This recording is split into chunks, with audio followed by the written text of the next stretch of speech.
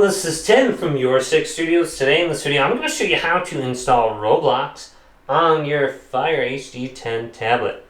So you can see I have the game mode settings that are on right here, and here's Roblox. Now this is very easy to download, so it flipped my screen for some reason. So let's see if it flips back. We just have to go to the App Store, so you can see the App Store on the top near like Candy Crush and all this stuff. So here's App Store. Then just go to search in the top right and type in Roblox. And you can see it's actually supported on the tablet now. We can just download this and install it right there. And then it should be brought to my home screen. So it's very easy to find now. So just go to the App Store right here. And we should be able to locate it under here.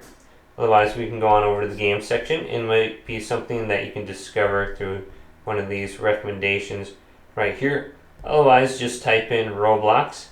It's ROBLOX,